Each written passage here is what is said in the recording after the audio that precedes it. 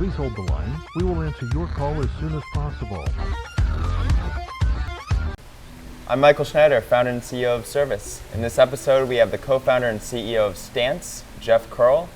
Stance is a brand that celebrates human originality, starting with socks, now underwear, and a lot more in the future. Jeff, thanks for being here. Thanks.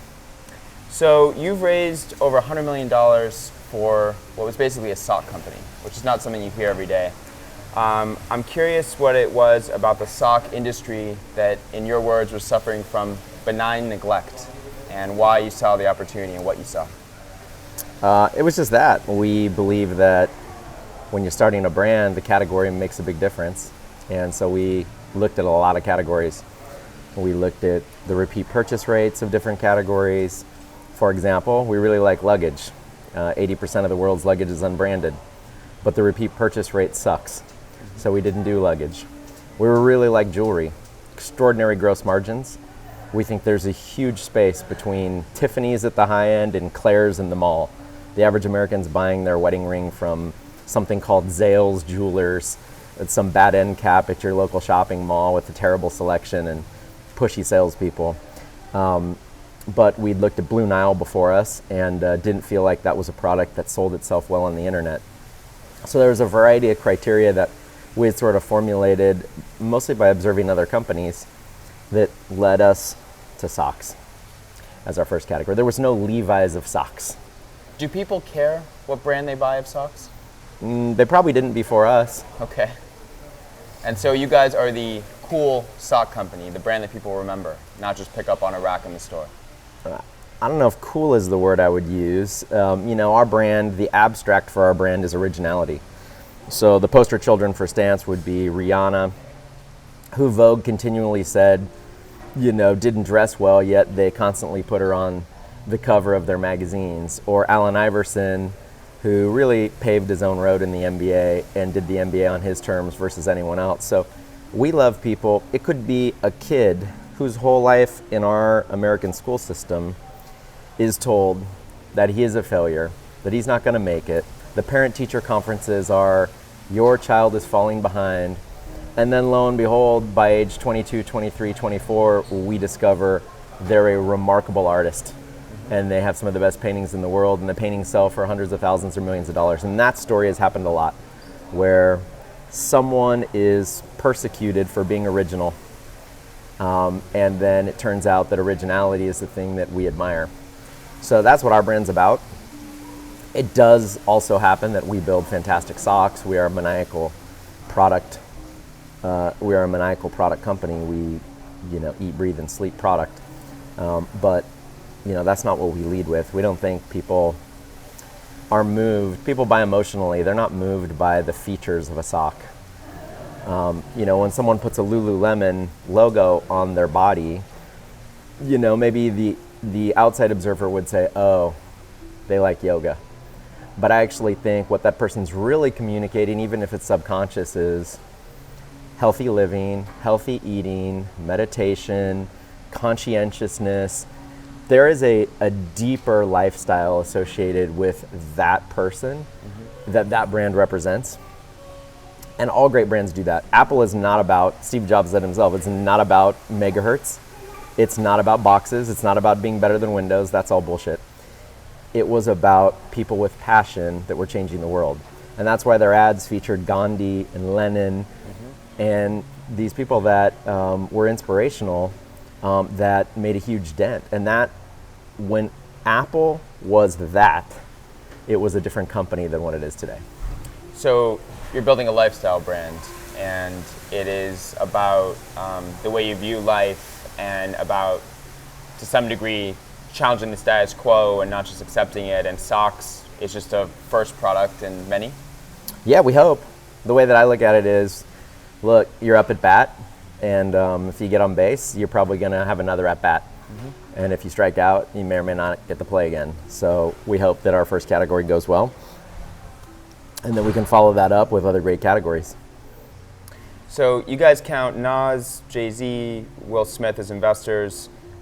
Somehow you got Jay-Z to add Stance in a lyric to one of his songs, which is really impressive and amazing. I think a lot of startups struggle with how to engage with celebrities, get them engaged. I mean, people think if they raise money from CA or WME, it means that Will Smith is just going to talk about your product all the time. It doesn't really work out that way. How did you crack that code? I mean, I guess there's a little bit of a fallacy in the question, which is we didn't get Jay-Z to put us in a lyric. Okay. The reality is he just did. In fact, I got a call after the fact and said, hey, you're going to be really happy. We were just in the studio. But I had no idea that was going to happen before it did.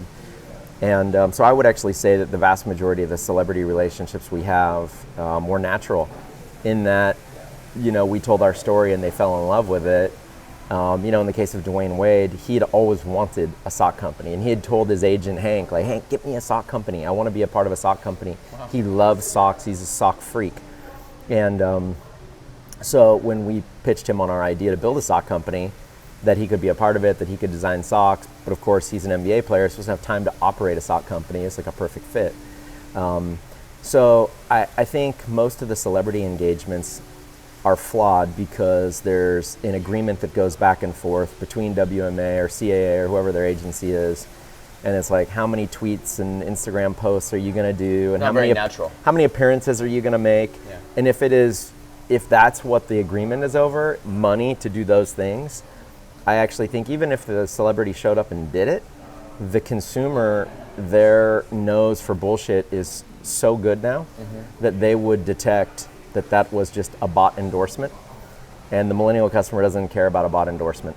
In fact, that's the very reason we had a lot of those folks on the ground floor as investors, and we never told anyone. Because I never wanted to be perceived as buying our way into the market. I wanted to let the grassroots energy for the brand happen naturally. And if all of a sudden you put Rihanna on the red carpet, people are like, what is she wearing? You know, you've sort of bought your way in. Right. Better to just let her do it if she wants to. And so we've let, you know, the celebrities that we've worked with promote our brand in the way that they wanted to, at the pace they wanted to, and you know, we don't really dictate it. So we're always sort of sitting back pleasantly watching when, you know, they do something naturally and it works. That's fantastic. So Jay-Z was an investor, but you guys weren't asking him to incorporate you into his art, and he was so inspired by the brand that he just did it. Yeah, I think to be realistic, because we've worked with so many of these folks now, even if they did invest in your company, there's no way that they would ever represent, okay, here's what I'm going to do for you. They might say, look, I'm very influential and I think I can help, but you know, the odds of them committing to specific things that they would do, for example, put a lyric in a song, I just don't believe Jay-Z would ever sign up for that, for anyone. It's like he would do it for a brand that he loves or something that he wears, but I don't think you can buy him to do that. Yeah, no, but it's a testament to the brand you built. That's amazing. So, in reading stuff you've said in the past, you talked about e-commerce and tech, and that's not really the way to build a brand at the start. What is the right way, and does every company these days, to some degree, need to be a tech company? Because when you think of socks, you don't automatically think of tech. Yeah, so I guess the first thing I would say is there is no one right way to build a company. Like, people are successful all different paths, all different ways, and I have strong conviction around the approach we take, but that doesn't make it the only one or the right one. Sure. You know, and I think Michael Dubin at Dollar Shave Club did, you know, in terms of go-to-market, a lot of the things that I might critique, and just sold his business for $1 billion. And he's a terrific entrepreneur. And so for me to say that my way is somehow better might be a little too arrogant. But what I would say is I do believe there's a long list of companies, and I won't pick on them in this interview, that many of them are out of business now, but they were very high-flying e-commerce companies. And effectively what they were doing is they were raising money from venture capitalists, and sometimes at astonishingly high valuations in huge rounds. They were turning around and spending that money on paid acquisition, which in turn was causing amazing growth. And then that a year later would cause another round of financing happen. So then the question is, well, how was that growth happening? And the answer is they were taking that money from the VCs and they were handing it to Facebook and Google or whatever paid channel would take their money. And so then the question really becomes, well, was the value proposition of that business real or durable in the first place? You don't know. because you bought the customer, you influenced them, you paid them to do business with you. Right. So you don't really know what their natural purchase behavior would have been. So the whole thing is skewed. Do you guys pay for customers? Yeah, we do. We've spent about $3 million on paid acquisition to generate $200 million. So we do. It's a pretty good ratio. Like, we think we should buy Stance socks as a keyword on Google. That makes sense to us. And we think that if we're selling a Cal Bears sock, that we should put that in the Facebook feed of someone who's a self-declared California Bears fan. So we certainly think that there is a place for paid advertising. But I think Yvon Chouinard at Patagonia, is closer to my paradigm, which is that, look, there's nothing more powerful than word of mouth. And when you advertise on any channel, you're essentially impatiently short-circuiting word of mouth that would have naturally happened. Meaning, if you build great product, people will eventually talk about it. They will tell their friends, they will tell their family. People love to discover something great. The problem is now, I'm too impatient to let that happen on a natural cycle, to let my brand build in a grassroots way. So, to hit some arbitrary growth number that a VC might dictate, I'm gonna go ahead and now advertise and interrupt those customers and buy them. And the reality is, if I'd have just waited, that exact customer that I just bought on Google would have heard about it from someone. And that testimonial, that one-to-one word of mouth, would have been much more powerful than the click on Google that I paid for. Much stickier too, right? They're likely to stick around. It creates a memory. They'll always remember the time that their friend or family communicated the benefits of your product. And that testimonial is gold when a company has those. But you don't get that many of those. Well, you don't get enough of them to grow at what I would call a venture capital growth rate. The fruits of that happen in year 10 and 20. So you have to have a longer timetable. So it's very tempting to want to short circuit the natural brand growth that a great brand will have by buying into it. And so do you think this generation of entrepreneurs is just impatient, or an investor's impatient, putting pressure on the entrepreneurs just to grow at all costs? I think it's a combination of both. Some investors are very patient, right? They've had successes and they've seen it in the past and they have long horizons. Other investors would like to see their companies harvest sooner than later. And likewise, I think, a first-time entrepreneur, look, when I had a mortgage and a minivan payment, I sold my first company to HP, but when they came along with a big offer, it's like that one transaction is life-changing for you and your kids. So it does become a difficult decision, which is, look, do I take this off the table now? Or do I continue building this thing that I have a vision for? And in my mind, I was very much of the opinion, like, look, I got a lot of ideas. I got no shortage of ideas. I got like 20 more where this came from. So I don't mind selling one. I'm almost of the opinion, like, every asset I have is for sale. There's a price I buy, a price I do nothing, and a price I sell. I would have said that, for many years. Today, where, having done it before, money is less of a priority to me, and I am more interested in the experience that I have every day going to work. So the price to buy Stance would be higher because I don't really want to part with it, and I don't really need the money. But when I was a first-time entrepreneur, that equation was very different. Do you think that degree of nervousness and angst that comes with being a first-time entrepreneur, not having an X under your belt, is a healthy driver, or does it cause entrepreneurs to short circuit and to take shortcuts too often? It's tough to generalize. I just met with an entrepreneur on Monday, and it's his first venture, and he was extraordinarily patient. He's already been in it 5 or 6 years, and is definitely long-term focused. So I think there are plenty of examples of first-time entrepreneurs that are, very patient. But there are a lot of examples of both VCs and entrepreneurs that want to get rich quick. Yep. And more, you see students coming out of the top schools, and they don't go to Goldman or McKinsey for the big guaranteed paycheck and bonus, but they come to Silicon Valley with the idea that I'm going to start a startup and get rich. And so I think, that is definitely a factor that if you deny it, you're just ignorant. Yeah. It's happening. Well, it's so easy, right? Didn't you see what Kevin did with Instagram in like 15 months for $1 Yeah. billion? It's easy. Actually, it's a great lesson. You know, it's not that it's easy, but you can definitely derive a couple of lessons from that. YouTube was similar, huge outcome in a relatively short period of time. And it goes to show you that picking the right business matters a lot.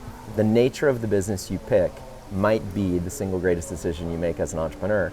And the irony of that is the first decision you make comes before anything else. Yep. The market you're going to play amount of in, data. the gross margin, you know, the expansiveness of the market, all of that is sort of decided on day one, even if you're not aware that it is decided on day one. So oftentimes, you know, you see companies that get tied up in litigation for years, or entrepreneurs that go into a funk where they're staying in a living dead business that's never going to yield anything, and hanging on, or even raising a round of capital after they know that there's not product market fit, because they just don't want the inevitable shutting down to happen. And my argument would be, you're just losing your opportunity cost, because you could be Kevin. You could have Instagram, but you're wasting your time in this thing that's clearly never going to be that. So why not move on to the next thing and see if that can be the next big thing? And so that's why I would never get weighed down with a startup that's not working very well, that clearly doesn't have fit, or by the same token, I think the flip side of that would be, you know, spending a bunch of time litigating. Because now, instead of taking your creative energy and building the next YouTube, You're making lawyers rich. you're spending all your time talking about something that could have been in the past. Yeah. So how do you find that entrepreneur that you think is going to be patient? I mean, you have a pretty impressive portfolio of investments: Domo, Lithium, Uber, Zephyr, Omniture. How have you, A, found the time to both run a quickly growing company and invest, and B, what do you look for in an entrepreneur when you're investing? You know, it's not any one thing. That's what makes it an art. You know, so it's the mojo of the entrepreneur, of course. Like, do they have that, you know, savvy and perseverance and vision? But it's also, do they have the ability to attract a great team? Are they playing in a market that seems viable or could eventually be viable? You know, how big is the prize if they're right? That matters too. So it's not any one thing, and you sort of take all those things and put them in a blender. And I think, just having been in the startup game for a long time, there's pattern recognition. Yep. And then at this stage, to be quite honest with you, you know, I invested in a company called Julep. They make beauty products. My wife's a customer. And look, I love the entrepreneur. She's amazing. She's captivating. I love working with her. But I don't have a natural affinity for that business. But I have 3 daughters. And I love the idea that they could be entrepreneurs. So the idea that I could take my daughter to a board meeting, that I could show them product, get product samples, and kind of live in that business vicariously with my daughters, is interesting enough that I would want to invest in it. So at this stage, you know, I would say... It's a very personal reason to invest. Yeah, I invest for all sorts of reasons. Yeah. You know, and it's not... That's the great thing about not being in a fund. I can do a Mexican restaurant, and I can do, you know, AI. Have you done a Mexican restaurant? Yes. Where's the Mexican restaurant? So it's called Costa Vida. Okay. And, you know, I think we have about 100 units now. Wow. And I'm not a shareholder anymore, but I was an early shareholder through probably the first 20 units. But again, I don't have an affinity per se for Mexican food, but the entrepreneur there is very smart and a dear friend of mine. So when he was starting it, I wanted to be a part of it. Really important question: corn or flour tortillas? Well, look, you definitely want flour, Oh man. but corn This is interview better. is going so well. Corn is better for you. Okay. So look, to maintain a physique like this, you got to do corn. But flour tastes better. Let's be honest. I disagree, but that's okay. Okay. Look, go either way. You can go either way. Going back to Stance, you guys practice this idea of a results-focused business. You don't have office hours. You have a really generous vacation policy. What does it mean to be a results-focused business, and how has that impacted your ability to just attract great people? So my philosophy on this, and it is a philosophy, meaning I don't know how much of it is true, but what I believe deep down is that there's a certain individual out there that's sort of a natural, for lack of a better word, overachiever. Meaning, it doesn't really matter whether they're cleaning their garage or writing an essay for school or giving a piano recital. They're always going to do their best work. It's like if they're going to put their signature on something, they're going to proofread it because they really care about quality. They have a deep sensibility for quality. And lots of times these people are in academics, sometimes they're in athletics. They can show up in all walks of life. In fact, one time I was interviewing one of our employees and I said, tell me something great about you that would differentiate you from every other human on the planet. He's like, well, last week I took second in the California State Cake Baking Contest. I was like, wow, I didn't know that existed. Okay, so tell me more about that. And turns out there's a whole pastry chef, and he is a legit baker. Wow. And what does he do for you? He works in product development, and just to kind of hear how he competed in that way, and how he wants to be the best pastry chef, was enough to reveal to me that okay, he has this sensibility for quality. He has got a drive for excellence. So it can show up in lots of places, but I believe that people that have that no organization can impose more accountability on them than they already feel inside. So when you have people that are self-accountable, they have a deep sense of quality and accountability and doing great work and performing, then you can take away all of the accountability that an organization would normally try and bring to bear. Now, it's not to say that we don't have weekly one-on-ones or coordinate about deadlines or communicate as teams, because all those things matter too. So it's not a free-for-all, but it definitely changes from a culture of micromanagement to a culture of freedom. How self-enforcing is it? Do the team members look at an individual and say, I don't know, you've been on vacation for a month and you haven't checked in once and you left us hanging, or is it well, that what you just said would actually be a violation of our values. Okay. So our value is, look, we trust you, high freedom. We also know it's high accountability, it's just self-accountability. So look, you can be out of the office for a month, that's fine, but to fit its stance, you would have over-communicated with your team. You would have expressed where you're going, why you're, like, I'm in Europe with my family, we're gonna take the first ever sabbatical, here's the frequency that I'm gonna check in, and here's what you can expect from me while I'm gone. All of that would be covered in spades, which makes it okay for you to leave for a month and do that. What we would never have is someone who took off for a month and checked out, because our culture would weed them out.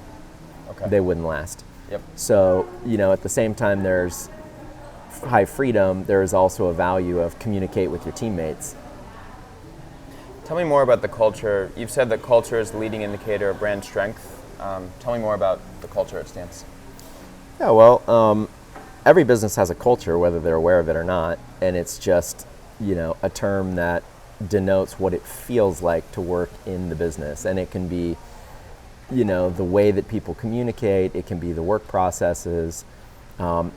For us, it's really the shared values, and we have 5 values. And it's not really, our values, if I express them to we have the value of entrepreneurship, which on the surface is a very generic word, but we define it in a very specific way. So for us, the value of entrepreneurship means you're self-directed, you can do a lot with a little.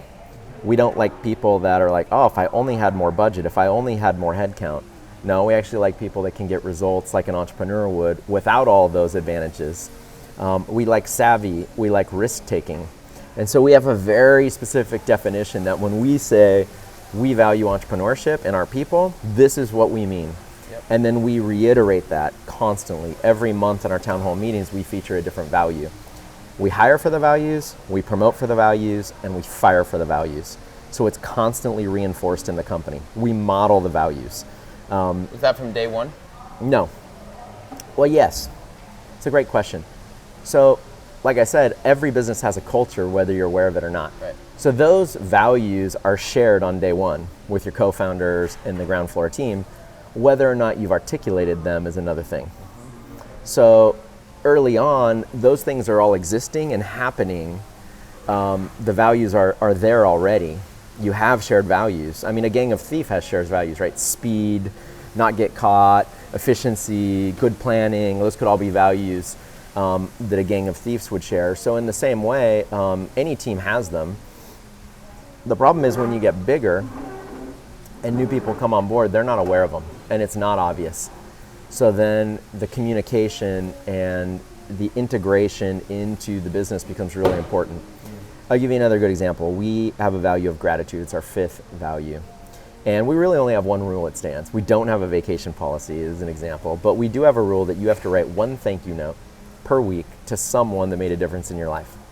So take 5 minutes out of your schedule. At the company or just at the company? Anyone? Okay. We don't care. It could be your wife because you've been traveling a lot. It could be a supplier. It could be your mother who you haven't talked to for. We don't really care. The point is we believe if you take 5 or 10 minutes and actually be grateful for something, that it changes something about how you work and how you interface with people. It's a personality thing. It's a character thing. And so we want to encourage that. Well, we also want to put in our business processes. So if we believe gratitude is sort of the mother of all the other virtues, which we do, then that's why we chose the value. Then, for example, in customer service, if you call Stance customer service with any kind of complaint, what you will get in the mail is a product replacement plus a handwritten thank you note from whoever you spoke to. As another example, in our accounts payable department, when they're trying to collect, we have a whole credit team. They constantly will send a free pair of socks and a handwritten note to someone you're trying to collect money from. Yes, because lots of times this person is just a cog in a big wheel and they're managing 100 vendors or 200 vendors. And we want them to remember us when they're cutting checks. Yeah. And quite frankly, we're appreciative of them when they prioritize us to the front of the line. So our credit team tries to develop authentic relationships. And when we get a check, it's like, hey, thank you for paying us. And so, I think I don't know how many handwritten thank you notes we as an organization have produced in the last 5 years. Oh, they're all handwritten. It can't be an email. All handwritten. Okay.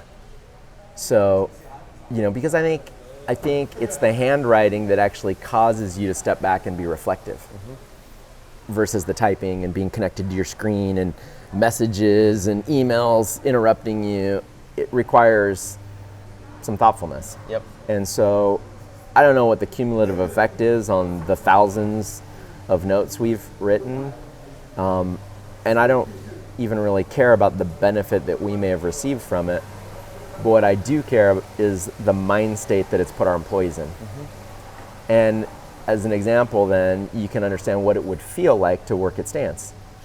It's a culture of appreciation where people say, thank you, I appreciate you did that for me. Thank you for hitting the deadline, right? Because it's interwoven into all of our business processes and how we operate. It becomes a cultural mores of Stance.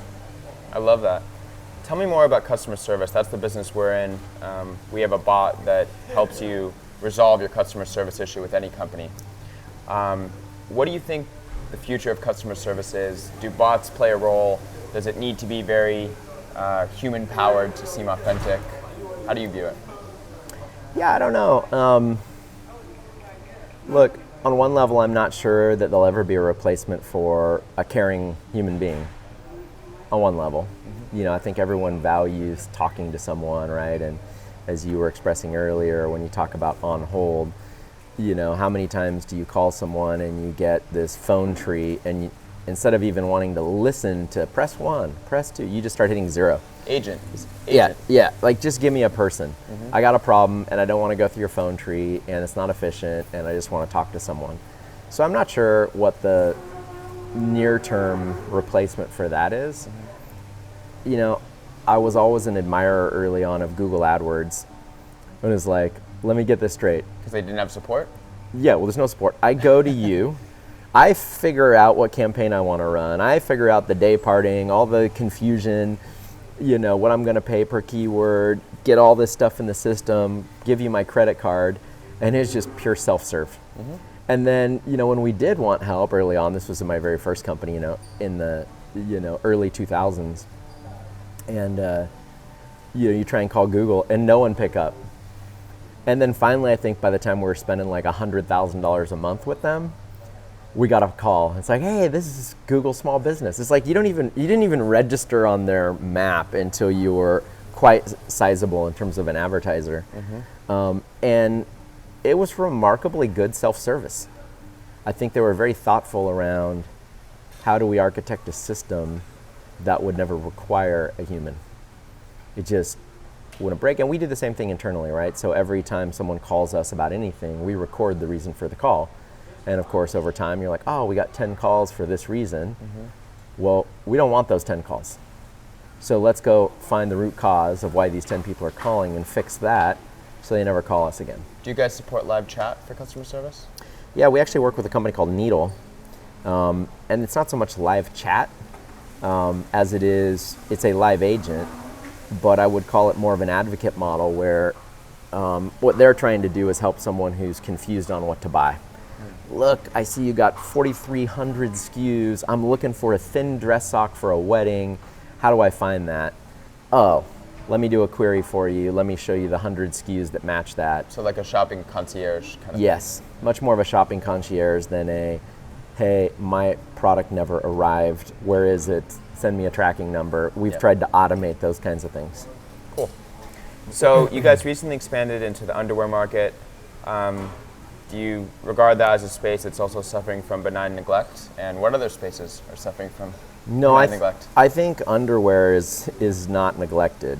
Okay. I actually think most people are happy with Calvin Klein or Polo. I think there's less dissatisfaction and with the product itself. And then moreover, it's a product that's not visible. So I'm not sure that people care that much about what the design is. In fact, I think more sophisticated people like tonal colors like gray and black and white or whatever. So it was very opposite of socks. Yep. In fact, I actually think of men's socks as women's underwear and women's socks as men's underwear. Meaning? Meaning women care a lot about their underwear. They care about, does their bra fit? What does it look like? How does it make me feel? Is it sexy? Is it comfortable? Whatever attribute they're looking for in their bras and panties, they care a lot about that. It's a big deal. And guys have sort of started caring about their socks. How does it feel? Is it comfortable? But also, what does it look like? What colors, designs, etc. And so I think there's an analog there. And then likewise, I think men have less energy about their underwear, kind of like women have less energy about their socks. They just don't care about them. Well, I choose between gray, blue, and black every morning when I put underwear on. So there you go. It's very intense. Yeah. Yeah. So we don't see it as the same kind of category as socks. Okay. Then why go into it? If that was the reason why you started Stance and you saw this opportunity, what is the opportunity you see in underwear?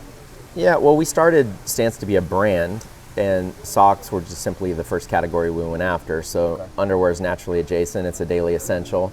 And we actually had invested quite a lot over the years in knitting. In fact, I'd argue we're the world's best knitting company, period. Wow. We have the best machines, more patents, the most, knitting engineers. We have a large team of yarn expertise. We have a very sophisticated testing laboratory. So we're able to innovate in terms of fibers in a way that I think the average company can't. So I think there are other underwear companies, and I think the vast majority of them cut and sew something up, and whether they do it in Los Angeles or they ship it out to Asia or Eastern Europe, they send it to some factory and say, yeah, give me some combed cotton underwear, and that's the product. If you came to our office, you'd see that we actually build all of our own yarns, and we knit. It's not woven. And so if you looked at our underwear product, we actually take spoiled dairy milk from a farm in Germany, and we spin that with another proprietary fiber. You said spoiled milk. Spoiled milk. 3% of the dairy milk goes unprocessed at a dairy farm.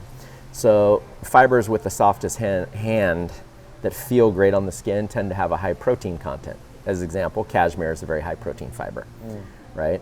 So then the question becomes, well, what other fibers have extraordinarily high protein content? Is it sustainable? And is it price effective, or is it so exotic of a material. The protein is expensive, so is it so expensive that then we'd have to charge a rate that our customers wouldn't want to pay? So there's a bunch of constraints that come into play, but the idea is that, look, how do we get something that has remarkably soft hand and is also remarkably durable? Do you have to pay them for their spoiled milk?